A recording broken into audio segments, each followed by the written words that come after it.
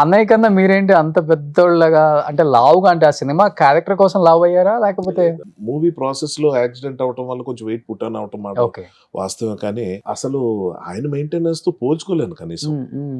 అది అదే అనిపిస్తుంది. ఏజ్ అన్నది కాదు అక్కడ ఇంపార్టెంట్. ఆయనకున్న ప్యాషన్ వేరు, ఆయనకున్న ఫైర్ వేరు, ఆయనకున్న గోల్ వేరు. అవేం లేవు నాకు. నాకేంటంటే వచ్చిన ఫ్లోలో అలా చేసుకుంటూ వెళ్ళిపోవటమే తప్ప పెద్దగా నాకు ఏమో ఎప్పుడూ అది రాలేదు ఎందుకో మైండ్ లోకి. ఓకే. అడిగారా చిరంజీవి గారిని, ఏంటి 40 ఇయర్స్ బ్యాక్ వెళ్ళిపోయారు, ఈ వింటేజ్ లుక్ ఏంటి అవును, అసలుకి, అడిగాను. కొంచెం మాకే జెలస్ గా ఉంది.